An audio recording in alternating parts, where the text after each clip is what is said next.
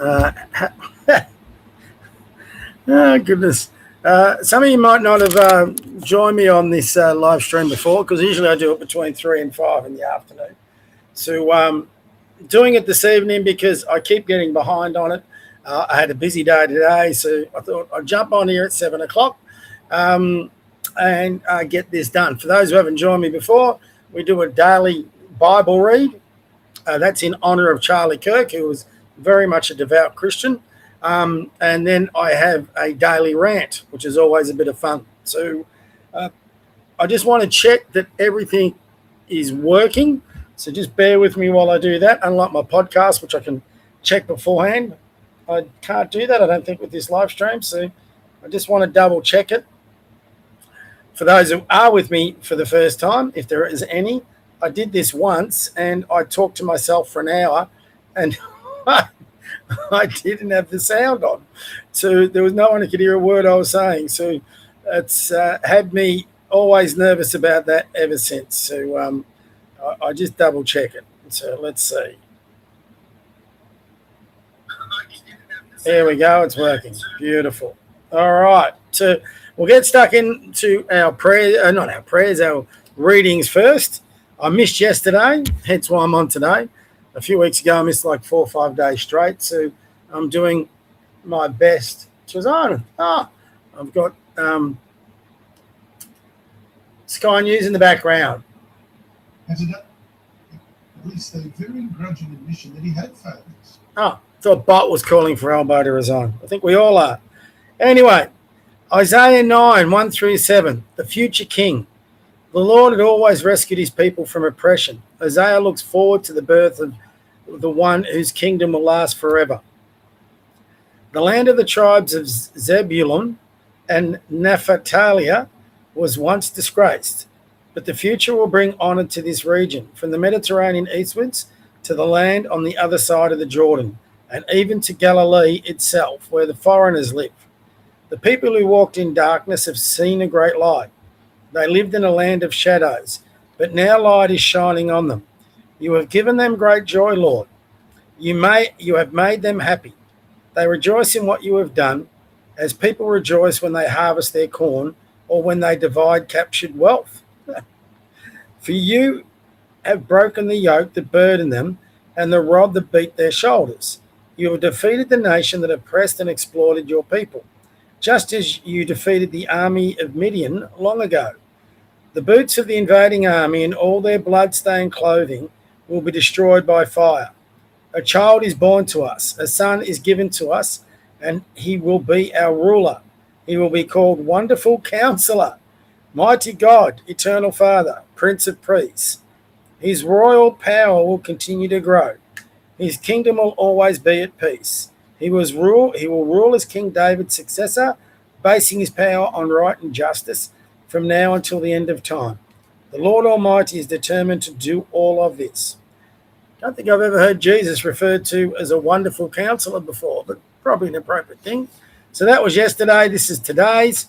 Getting a lot of Old Testament stuff lately. Isaiah 11, 1 through 9, the peaceful kingdom. Wouldn't we like a bit of that right now? When the promised king, a descendant of David, arrives, he will come with the Spirit of God and usher in a new era where evil is banished. The royal line of David is like a tree that has been cut down. But just as new branches sprout from a stump, so a new king will arise from among David's descendants. The Spirit of the Lord will give him wisdom and the knowledge and skill to rule his people. God, couldn't we do that with that now? He will know the Lord's will and have reverence for him and find pleasure in obeying him. He will not judge by appearance or hearsay. He will judge the poor fairly and defend the rights of the helpless. As his command, the people will be punished and evil persons will die. He will rule his people with justice and integrity. Wolves and sheep will live together in peace, and leopards will lie down with young goats. Calves and lion cubs will feed together, and little children will take care of them. Cows and bears will eat together, and their calves and cubs will lie down in peace. Lions will eat straw as cattle do. Even a baby will not be harmed. If it plays near a poisonous snake on Zion, God's sacred hill, there will be nothing harmful or evil. The land will be as full of knowledge of the Lord as the seas are full of water. That sounds a nice place to be living. I lost my marker. So hopefully one day we can get Australia as close to that as we possibly can. So look, I came on at 7. Normally I would, if I missed the normal time, I would go on tomorrow between 3 and 5. And I'm coming down, still got my flag there, just see. So I'll come round so you can get the Aussie flag in the background. I usually come on the next day, but I thought, I'm getting too far behind when I do that. So I'll come on maybe in the evening and give everyone some notice. But I do it randomly because I try and get half an hour in between my work commitments because I work for myself and I've just got to meet my commitments to pay the rent, pay the bills, do what we all do. So some days I don't make it, even though we call it the daily Charlie Kirk Bible read. The reason we call it the daily Charlie Kirk is because we read out of the Everyday Good News book, which my mum gave to me 40 years ago. So it's something I've kept on my bedstand ever since. And when Charlie Kirk got assassinated, I thought, you know what, as a tribute to him, we'll read that. So when I say the daily Charlie Kirk Bible read, if I miss a couple of days, I catch up. So I always get each daily read in there somewhere. Sorry for the long explanation, but that's the whole point of the stream. And then I have a rant. So because it's 7 o'clock, I may have newbies who haven't followed me before or been on there in my enormous following. So I just thought that needed some explaining. So where I can from this point onwards, if I can't get it between 3 and 5, I will come on later in the evening. And people are just going to have to keep an eye out for me. I'll get it. I can't give a specific time. And I'm not a good riser. So I'm, for example, not going to say 7 o'clock in the morning because through my work, I might work through to 3 in the morning like I did last night. So people are just going to have, if they want to follow me, see where I am. I'll put some notices up and I'll get on. I'll do my best to get in there between 3 and 5. But who knows, 7 o'clock, we might get a much bigger following. Don't know. So I can talk to a few more people. So we'll see how tonight goes. A couple of nights, I did a special event on the night of the Bondi massacre, and we actually had a pretty good response that night. We went for 2 hours. It was just to go through and catch up with all the news that was coming on, and that was a special live stream. We even got in a few Bible reads that night. The one thing from this office, though, I can't do that I normally do for my normal viewers, can't give you a view of the bay. Sorry, that's got to be upstairs. And today it's bloody hot in Melbourne, and upstairs is like a sauna when it gets hot. So me and the dog are down here. Speaking of which, there he is. There's my boy. He's always close by. He's sitting there. Come and say, here he comes. Always comes to say goodbye. Any new viewers, is my boy JJ. He's my co-star. If you want to call it that. He's probably a bigger star. I think a lot of people will follow this just to see JJ. He's such a good boy. But he personally, I think, hates me when I do this. So once I finish patting him, he'll go sit down again, won't you? Yes, see? That's his little signal. Come on, get off that. I've had enough. Sorry, buddy. You can sit down. So for the normal ones, he will usually sit down on the couch behind me upstairs. Down here, he either sits in that spot or he sits under my feet, which is where he's going right now. Sit down. Good boy. So, beautiful dog, German Shepherds. Beautiful dog. So time, look, one thing I also thought on after that long explanation is there's just a few things happening I want to get off my chest. So I want to have my rant today. And I've found by doing this, and I've done this ever since Charlie Kirk's assassination, I was very reluctant to beginning to do a podcast or a live stream, but since the election, I did the podcast. Since Charlie Kirk's assassination, I've done the live stream, and actually, I found it very therapeutic. So I get on each day, and for those who want to listen in, I can get things off my chest, and if they agree with me, great. If they don't agree with me, great. And, I'm not a keyboard warrior anymore. I've come out from behind the keyboard, put my face out there, my ugly mug, and I've put an opinion out there that's my opinion. If people want to disagree, they can disagree. If people want to agree, they can. And I put out, which is not popular, that I'm a conservative with conservative values. And I'm a Christian conservative with conservative values. So in these days and times, I had an interesting exchange, which I'm going to go through later. To say you're a Christian conservative is like saying you're a white male, which I also am. So I've got all the negatives that all our woke industry hate. I'm white, I'm a male, I'm a boomer, I'm a Christian, and I'm a conservative. So, considering all that, I think I do okay. So my following has gone up on Twitter to 10,200. So there's obviously a lot of unwoke people like me. So not that I think a following sometimes counts for an awful lot. So I think people overrate that. But anyway, it is interesting. And I'm just a nobody in Melbourne that gives my opinion. That's all it is. But I have found out by doing this, it's quite easy to wind people up. But anyway, not my point. My point here is I want to get a bit off what I consider concerning developments from that tragedy. Okay? Every time we have a tragedy like this, and this is where I would encourage more people to speak out. All right? Every time we have a tragedy like this, we have our politicians come in and they deflect. They don't want to take accountability.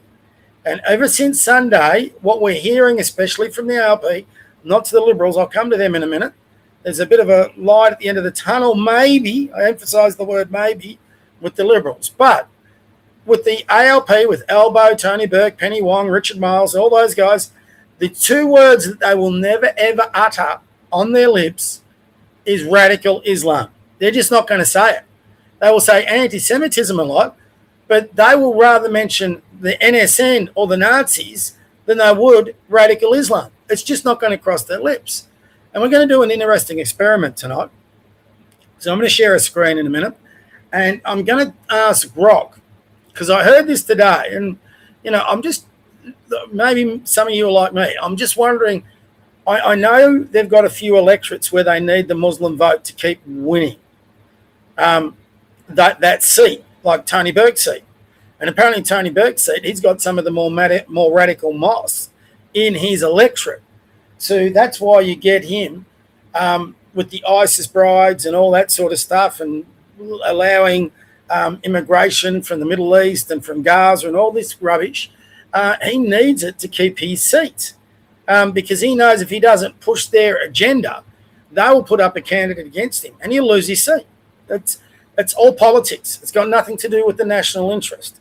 If the ALP had an ounce of integrity, if they wanted to keep him in their cabinet, take him out of that seat, give him an easy seat, and just let that seat go. They've got a big majority anyway. So they cut off their nose to spite their face. And, as far as I'm concerned, they're treasonous bastards. They're serving the national interest of ISIS more than they are of Australia.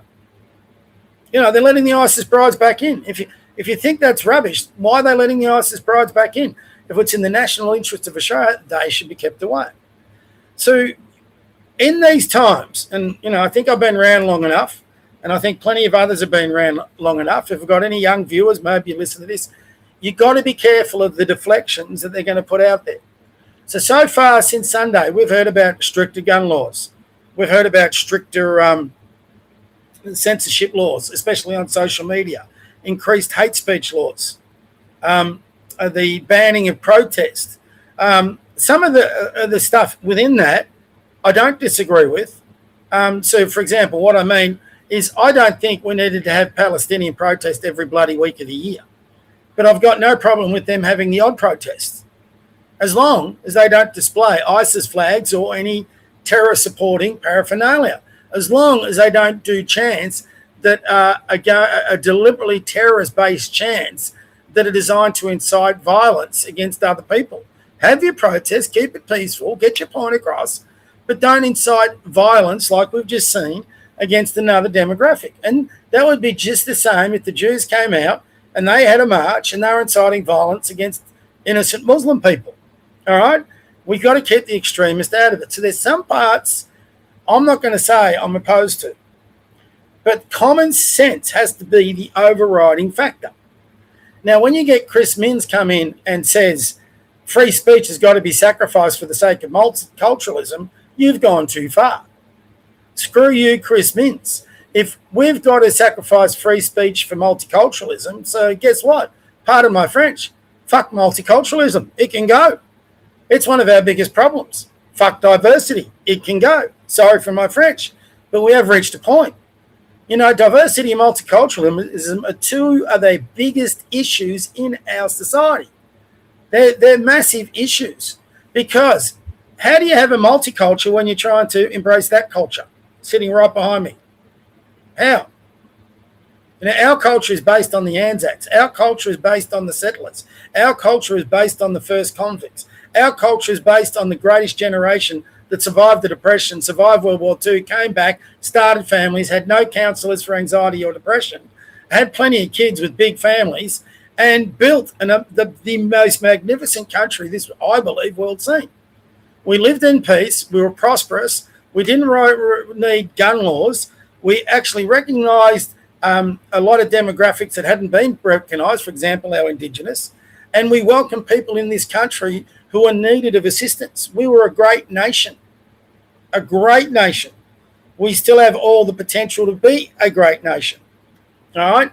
But our ALP politicians just do not want to acknowledge the real issue. The real issue in Australia is radical Islam and mass immigration from people who don't share our values from third world countries. That's it. Now, I'm no white nationalist. I've listened, and I'll again come back to somebody in a moment, who keep banging on about how we've got to have Anglo-European people there. I don't believe that. Do we need to maintain our Anglo-European demographic? Yes, we do. Should it be a majority? I think, yes, it should. Because we want to, as a conservative, keep as much of that great nation as we possibly can. But we don't want to close the doors to people who can complement what we're doing.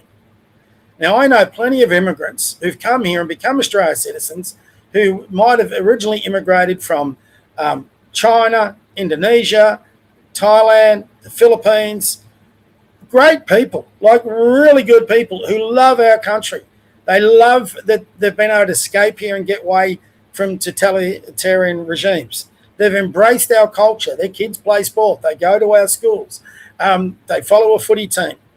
Whether that's a soccer or an AFL team, doesn't really matter. Good kids who are going to be doctors and lawyers and make this country, they're going to be tradies, they're going to be architects, they're going to be engineers.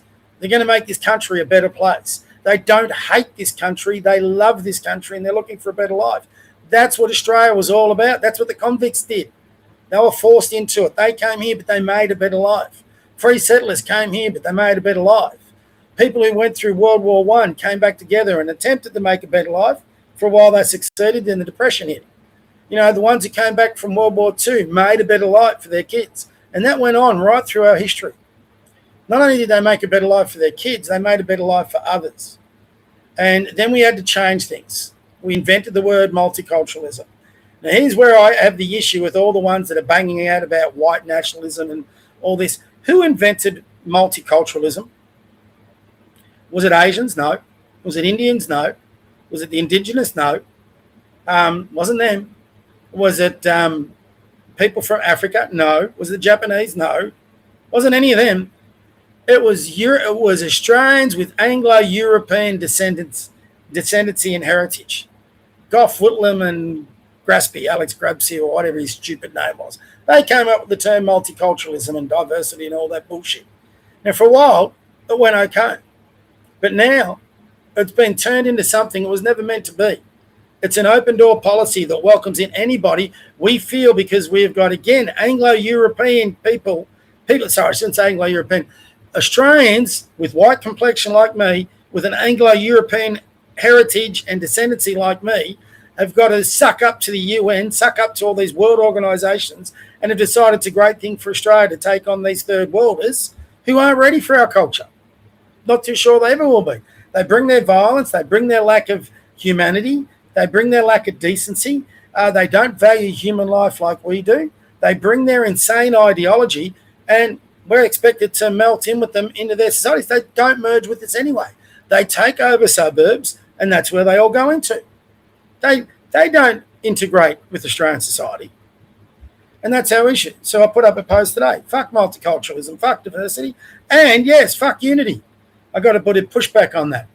We'll be unified when everyone understands the culture we're trying to have in this country, that we still have in this country, but we've lost a bit of it, that we need to get back. Because unlike others, I don't think, and Stephen, this is for you, I don't think we're on a sinking ship.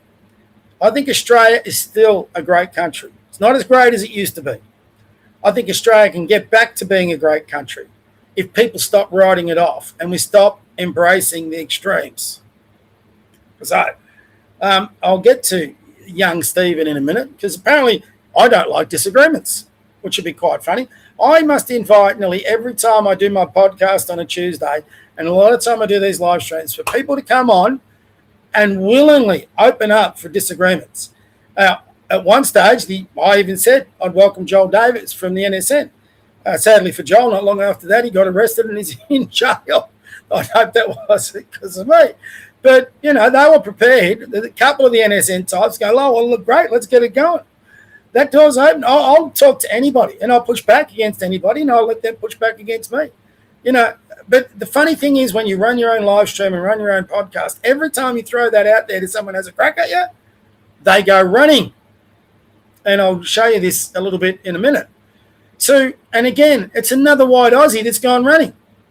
So, for all those who want to be white nationalists, us you white nationalists, white Anglos with heritage like mine that look like me, we bitch about it all the time, but a large percentage of us are the problem. So the solution is not to go all white Anglo-European. It's to go with culture. It's to go, and this is where Charlie Kirk had it. I'll play a tape of it in a minute. The beauty about doing this live stream on my laptop instead of my phone, I can share screens a lot easier. Charlie Kirk was absolutely right. He didn't care whether you're Asian, Indian, white, black, whatever. He cared whether you were Christian and whether you observe the culture of what America should be, which is the same culture of what we are.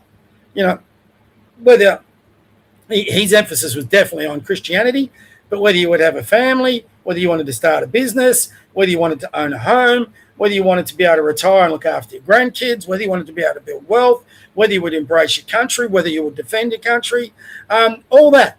Just embrace each other and have a respect for each other so we can live in a peaceful society where we can go down the beach and have a good day.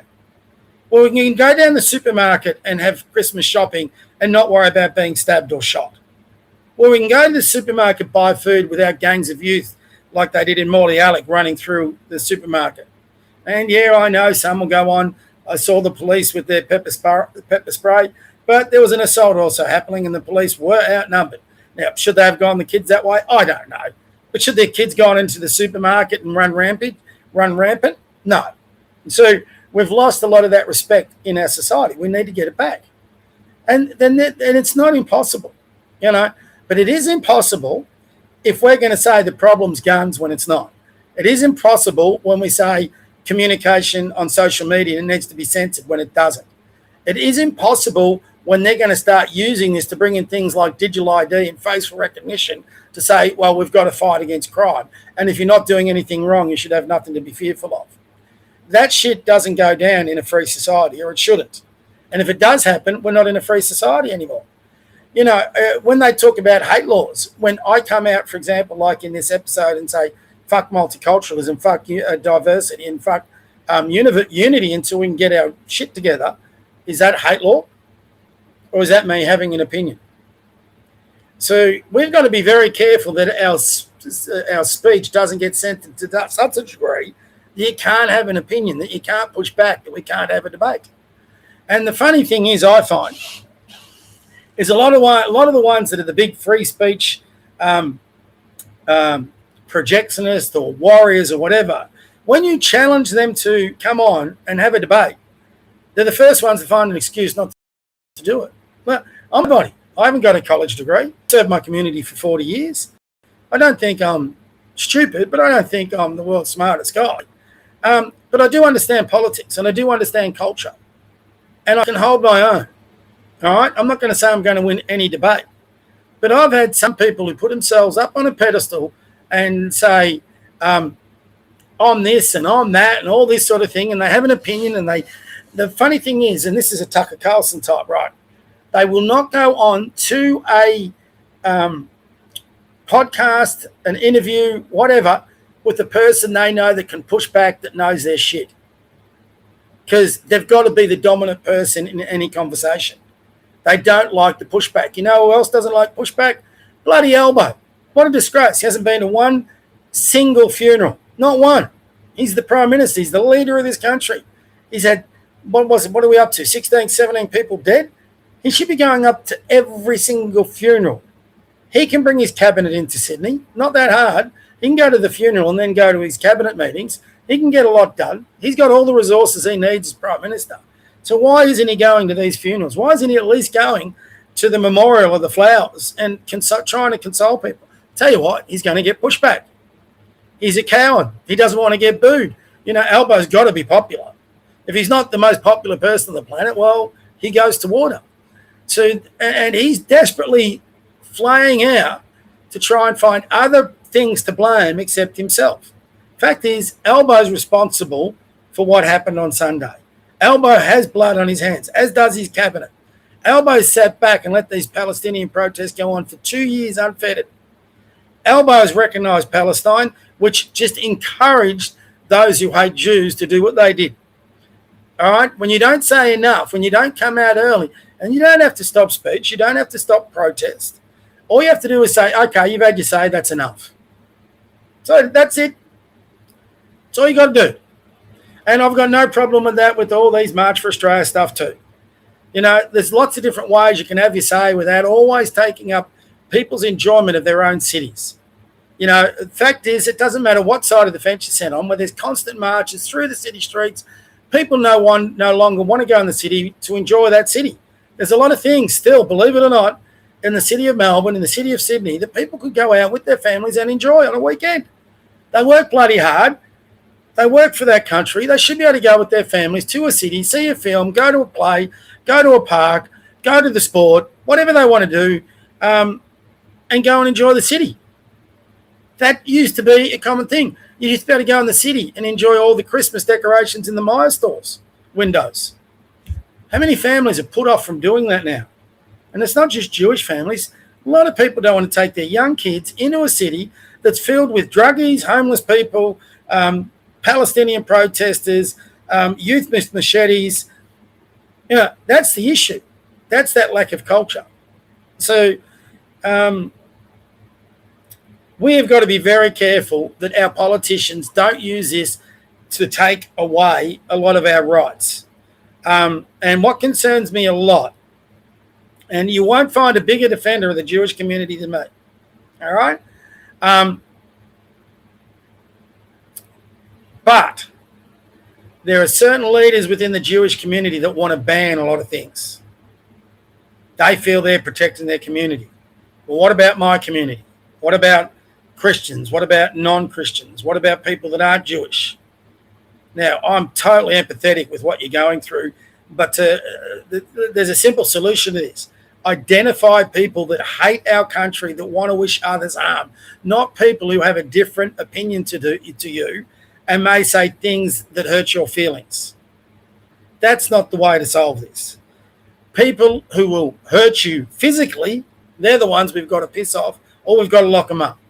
And we've got to get rid of the magistrates that will let them out, like that stupid Supreme Court magistrate that let that woman out on bail who stabbed that Asian lady in the chest. How the hell has she been let back out in their streets? So there's a bit there to go on to. So anyway, there's my rant for today. Got nothing. So the beauty of like I said, the laptops, I want to go through a few things. There's a guy in here, look, I invited him on the podcast stands. But I do love when people jump on your threads.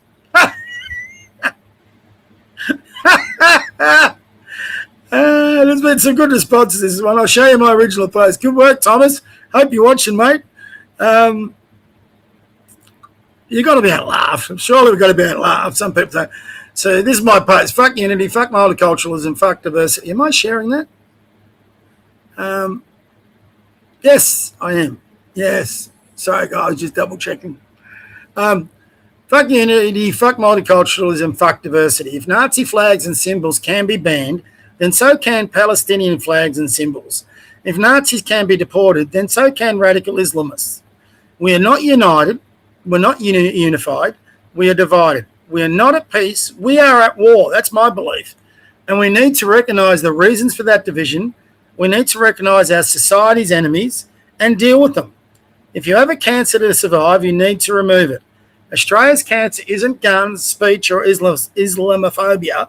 Australia's cancer is radical Islam and anybody who supports it. Deport them where we can, jail them where we must. Cut out our cancer and let our great Aussie society survive. So Thomas has just put that in one meme. I like that. So I can laugh and to laugh. It's got a big response. So far, I only put it up a while ago, only 3,000 reads, 300. That's going to keep going, I think, for a while. So that's a good feel on what you go. Now, where is it? There's one I want to go through my notification. As you can see, my notification thing in the last month has been going nuts. Just got to find it. Maybe it would have been fine. Let it go through my comments. So here we go. Here we go. Stephen. Some of you might know Stephen. Stephen thinks, and I apologise in advance, Stephen. Look, we agree on a lot of things. Stephen Shavora. If I'm mispronouncing that, Stephen, I apologise. So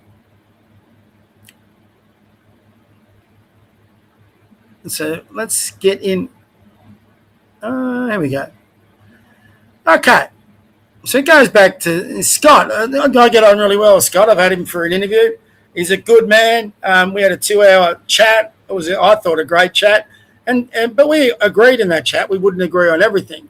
And Scott had a rip at Frydenberg, which is fair enough. I have issues with Frydenberg.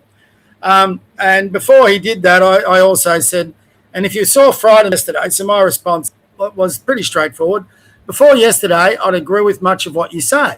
But yesterday was raw emotion from Frydenberg, which if anyone watched it, which I did live, it was. You can tell when a person's being legitimate. Yesterday was the first time I found Frydenberg to be speaking from the heart. I would challenge anyone to see Frydenberg's raw emotion yesterday and say he wasn't speaking from the heart. Now, I have a lot of issues with what Frydenberg's done in the past. I don't think he should be coming back as leader, which I said in my exchange with Scott. We both agreed on that.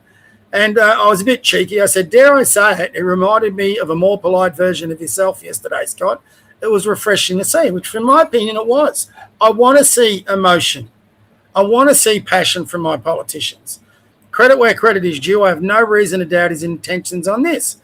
Now, in the past, I've got plenty of reasons to doubt Frydenberg's intentions. I don't think he was a good treasurer. I think he put us into miles of debt. I don't like the way he pandered up to Turnbull and his renewables bullshit.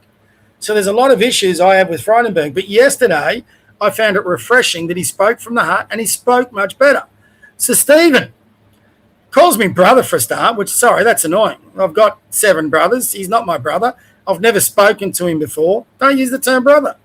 Maybe mates, I could live with that. But brother, I don't know. Brother, this isn't about, and brother for what? All right, brother, this isn't about emotions and sincerity, really. 17 people have just been slaughtered, 42 put into hospital. We've got a country divided. We've got a community in fear, and it's not about emotions and sincerity. Today they buried a 10-year-old girl. They've been burying people all week. Funerals going on all week. If it's not about emotions and sincerity, then what's it about? It's about the right man for the job. Oh, well, who does Stephen say is the right man for the job? Notice he didn't say person.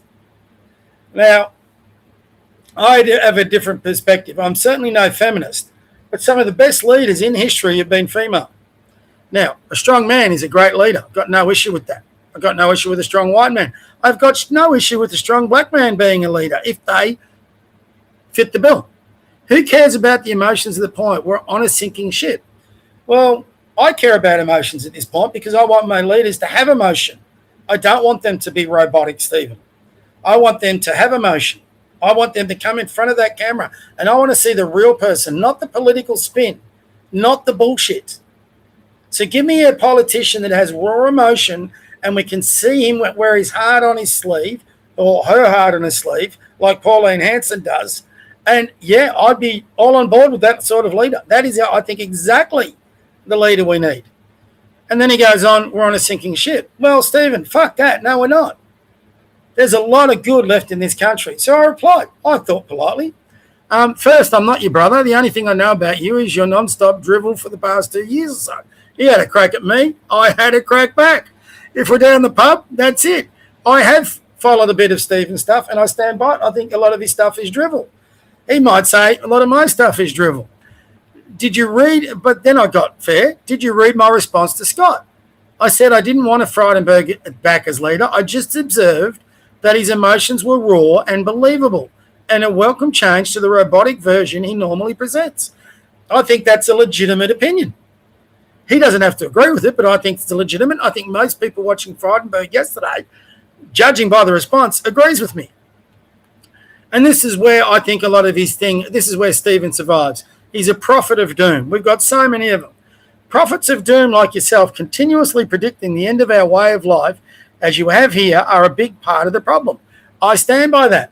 We have a lot of people on the extremes who are just trying to pit us against each other.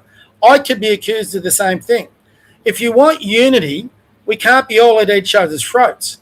When I say fuck unity, pardon the French, but I am talking about people who have no intention of being unified into our way of life. I'm talking about the radical Islamists and elements of the NSN. 100% I would go there.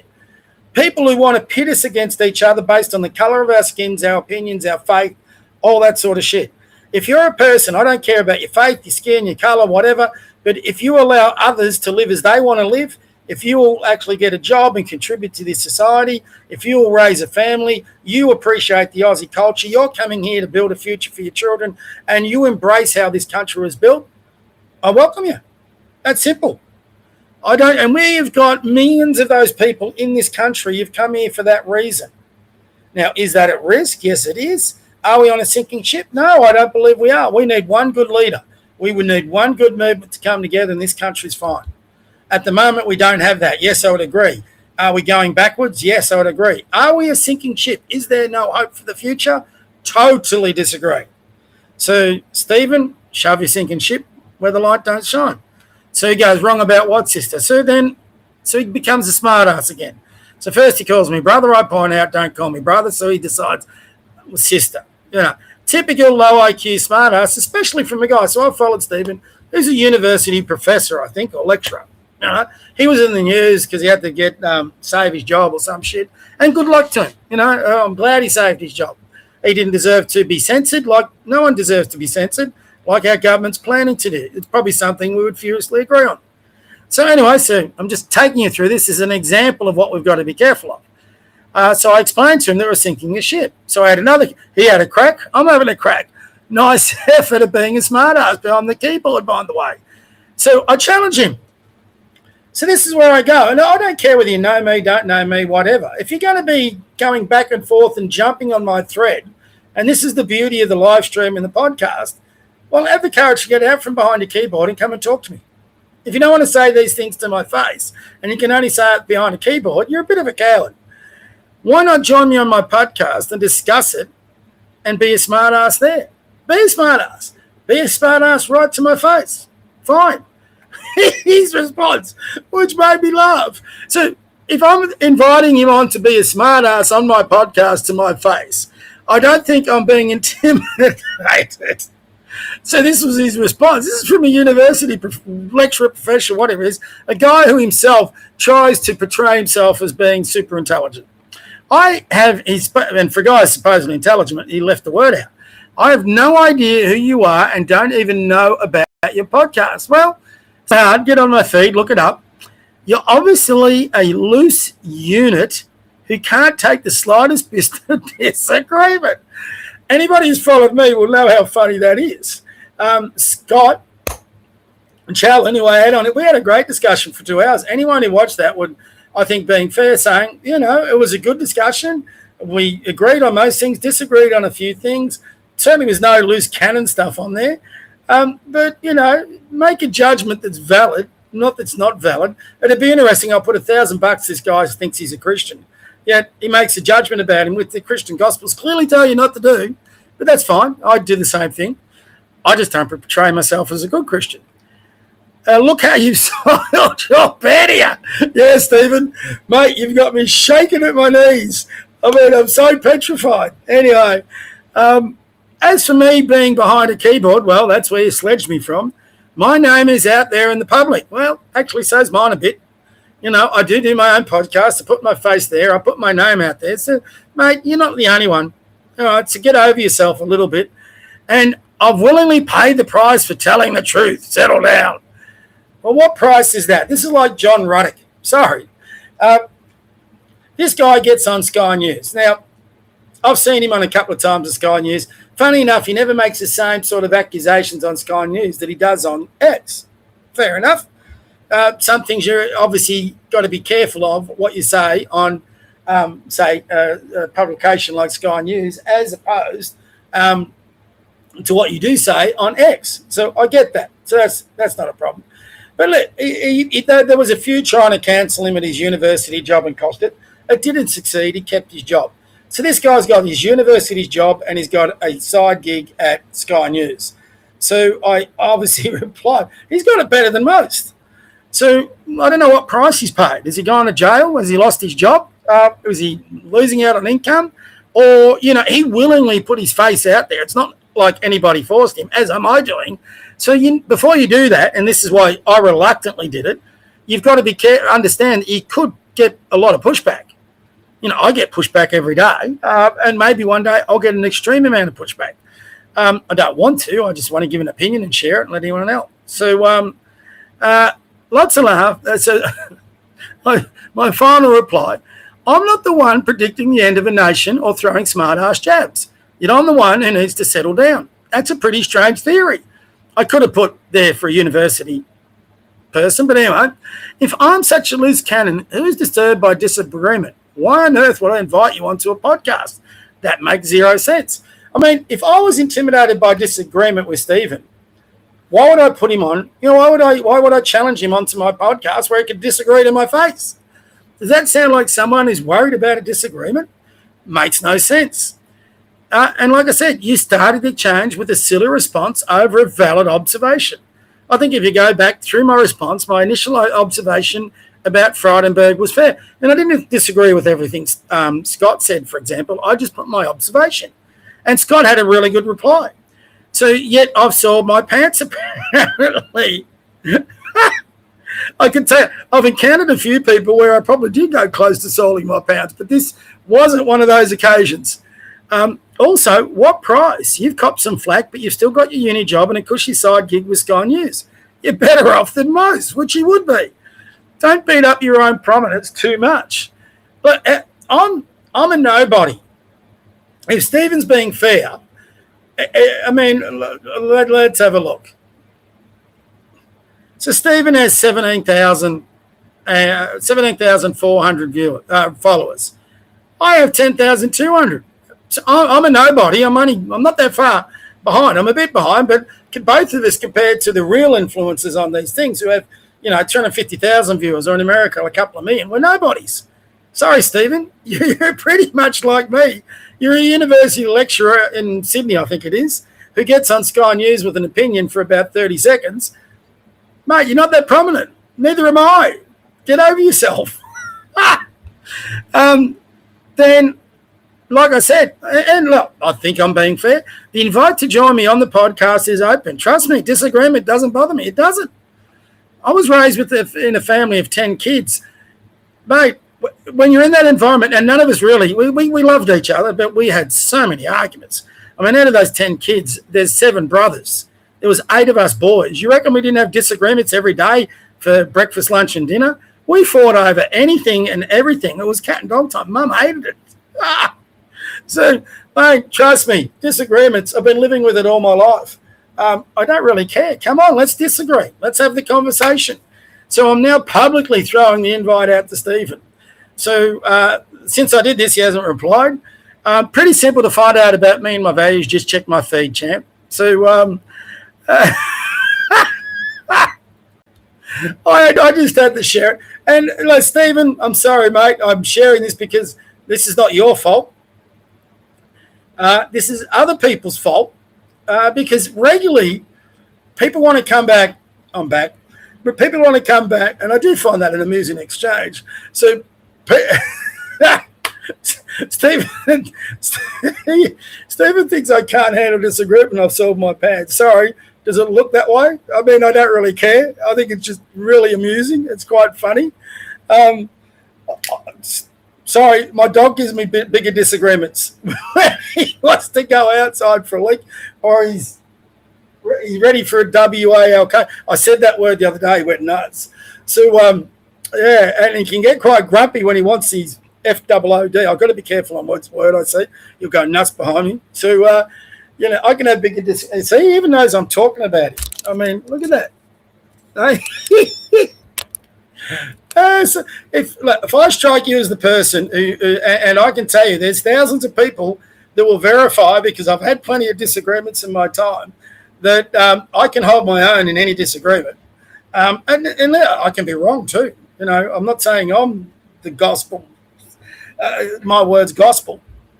But, Stephen, if you're going to sledge or send an insult, I used to play a lot of cricket, you know, in my younger day, and you'd sledge on the thing. There'd be a lot of trash talk. On basketball, there's a lot of trash talk. And the one rule I've got with my kids and myself, if you're going to give it out, you got to be prepared to take it back, and take it back with some good humour. So I'm doing this with some good humour, Stephen. Mate, if you want to come on board, come on board. Let's have a chat. I disagree with you on your insane Anglo-European makeup of the whole bloody country. But I'm a white man. I want the white people to thrive and survive, but I've got no issue with Asian people thriving and surviving either. I'm a Christian. We're all God's people, every single one of us. You know, but we get distracted by a lot of stupid ideology and theories and nuts, and this can go back to my earlier point. Sorry for being so long on it.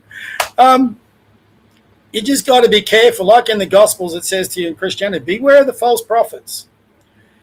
And this is where I go back to where they try and censor us. You just got to be careful of anyone in our country that tries to pit one part of our country against the other and tries to destroy that culture. Now, I've been living in Melbourne for 40 years, a long time. And if you want to talk about paying your dues, live under this bloody government we've got here for 12 years. There's paying your dues.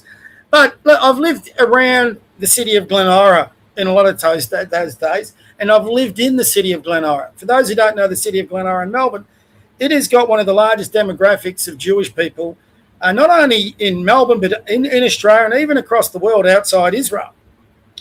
And in that year, being as a basketball coach and working in the community through my work, you get to know, when you're in such a highly dense area of Jewish people, which is changing, by the way, you get to know a lot of Jewish people. You get to make friendships with a lot of Jewish people. Now, all this demonizing of the Jewish community, I'll tell you what I know for a fact. I've had a lot of really good Jewish friends in 40 years. Never once, except for two. You're always going to have a couple. Never once have I heard them express any hatred for any other person, ever. Like I said, except twice. And I'm an Anglo-Christian, and I can tell you now, in my 40 years, I've had far more bigger problems with people of Anglo-European heritage that are Christians than I've ever had with anyone from the Jewish community. I can tell you that now. So don't give me this shit that everything's got to be Anglo-European. I do agree we've got to get more Christianity back into our society, but a lot of the Anglo-European demographic aren't perfect. How much of the ALP is Anglo-European, for example? How much of the woke left is made up of people with Anglo-European heritage? How many people within the Indigenous community, you know, the white Indigenous, are made up of Anglo-European heritage? So to try and put across this simpleton idea that if we all went back to a white country with Anglo-European heritage, everything would be honky-dory. No, it wouldn't. It's those very people that have created the issues we've got now. It's those very people that are denying the real issue we've got now. So, and that's fact. And one thing I've learned, like when I went through 2 periods of being homeless.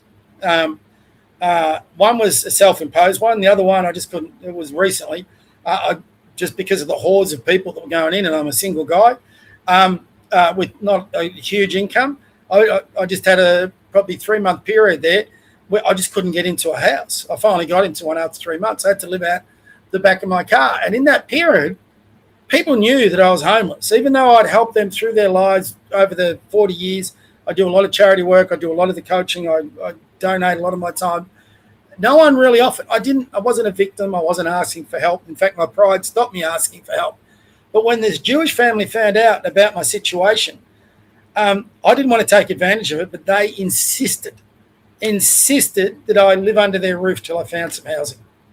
They took me in when no one else would. So don't tell me about how the Jewish community are made up of these devils or whatever. And I've had some very good Muslim friends too, by the way. Through my work, I'm lucky to deal with all sorts of people from all sorts of different demographics. And the vast bulk of people are good people. We've got idiots from the extremes.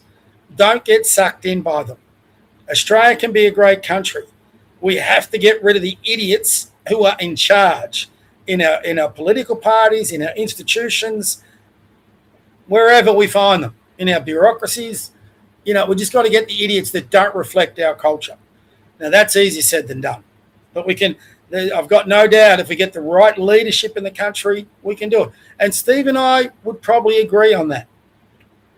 But Stephen sees himself as up here and me down there, and I'm not worth having an opinion with. So, in other words, Stephen's a typical university elitist. Can't come on and have a discussion with a nobody on the podcast. I don't have his education. But the problem with university types, and Stephen, and I've got brothers and sisters of university types, we get in these arguments all the time. Because they get that slip of paper from a university that says they've graduated in a certain subject, or because they're a lecturer, they think people that don't have that paper aren't educated. Just because you don't have a piece of paper doesn't mean you're not educated, doesn't mean you can't have an opinion, doesn't mean I'm lesser than. So for all of you people out there that don't have a university education, don't let these university types ride roughshod all over you. Don't let them do it. Now, so there's my rant. I was going to share, I'll do this tomorrow. I'll show you what Charlie Kirk said. I didn't realize until today. I shared this, I think, on the podcast. I didn't realize this till today. Apparently, it was only 2 days before he got assassinated. So that makes what he said even more relevant. So I'll play that tomorrow because I've gone long enough. I'm only supposed to do these for 30 minutes, but tonight, I've gone a bit longer, 53 minutes I've been talking. But I had to prove a couple of points, and one, I haven't soiled my bed, haven't soiled my pants. I don't care about a disagreement. I've been inviting people all over the place to come on. Come on, let's have a conversation. Let's disagree where we must. Let's agree where we can. And only having those conversations can get there. Whether we're 10,000 followers, whether we're 200,000 followers, fine by me. And I'll go back to one last thing for Stephen before I sign off. His timing's probably not good because I've had a couple of back and forths with a couple of these so-called influencers, and they're welcome too. What's her name? Beck Freedom. I've invited her on the podcast, doesn't want to come near it. Monica Schmidt, invited her on the podcast, doesn't want to come near it. So there's a couple of others I've invited. A few libertarian friends I've invited on the podcast. They don't want to come near it because the problem is, and it's going to sound like I'm patting myself on the back. It's not. I don't have anything that I have to compromise my values on. If you belong to a political party, you can't come out and be critical of your own colleagues, or you're going to be reluctant to it. So on the libertarian side, I've been very critical of a number of libertarians who I think are total hypocrites. John Ruddock being right up there. Craig Kelly, another one I think is a total hypocrite. Barney B. Joyce for the same reasons. I'm not. Everyone's a bit big on Barney B. Joyce going to One Nation. I'm not. So, but good luck to him. I hope it works because this country needs something like that to work. But if you're going to get on here and you're going to push back at me, right? So you come on my threads or I go on yours and we have a back and forth. And then I have the decency to say, well, come on my podcast, let's discuss it. And then you go running. Who's the one scared of disagreement? My door's open to anybody. Come on, let's have those disagreements. And it could be like with Scott, we have a great time. So I will. That invite is out there. I shouldn't be laughing. All right, sorry. Hey, look, you sometimes have to have a sense. I shouldn't be laughing. I shouldn't. I wouldn't wish what's happened to Joel Davis on anyone. I'm not too sure of exactly the crime he committed. I do think he's a victim of government trying to crack down on certain speech, which I would totally disagree with. And he got arrested. Now, there could be something more to it than that. I don't know. So I don't like having an opinion. But the part I'm sort of laughing at, which is kind of funny, if you can see it, maybe it's not. If I offend anyone, I apologise in advance. But the moment people are talking, let's get Joel to debate Bob, blah, blah, blah. He gets arrested. I'm laughing again. Sorry. But when Joel does get out, if you're an NSN type and he wants to come on, happy to have him on. I said in my conversation with Scott, this is what brought it up. If I got any of the NSN types who wanted to come on and chat, I'd actually be quite interested. Because I want to find out what makes them tick. We'll never agree. So before they come on, just be aware of that. But if you want to come on and have a legitimate discussion about your ideology, for example, could be Ozpill, young man, got a lot to say. Anybody. It could be someone like Avi Yemeni, who's very pro-Israel. Let's have a conversation. That's what I've started this thing for, to bring about conversations. An old boomer on the internet through a live stream. But no one seems to want to have a conversation with me. Am I that bad? So anyway, Stephen, back yourself up. Come on board. Let's talk. Let's talk about your Anglo-European mentality that you keep bringing up. And let's see if you're willing. Let's see if you're willing, because I have a certain opinion, but I don't want to put that across. I don't want to judge it. Let's see if you're willing to really own up to what you believe in. Because I think you throw out personally, I think you throw out little tidbits. You're trying to get someone else to make the negative arguments. You can keep your little side gig at Sky News. And I could be totally wrong on that. But one way to fix that is having a conversation. Come on, Stephen. Anyone know Stephen? Share this live stream with him. All right, everyone. God bless you as I sign off. God bless your families. God bless your kids, your grandkids. Give them, like I said all week, give them a tight hug. We've discovered this week, you never know. You never know when that will be your last hug. So make the most of it. I don't have family. I've got my pet. So everyone who's got a pet, my pet is my family. Anyone who's got a pet, come on, JJ, say goodbye. Come here. It's a bit harder down here to get him on the screen because he always gets going to say goodbye? No, he's stretching. And when he's stretching, I know what that means. Hey, you coming up? Come on. There he is. All right, from me and JJ, God bless. Stay safe. Like I said, hug your kids, hug your grandkids, hug your pets, look after yourself. We'll see you tomorrow. Bye.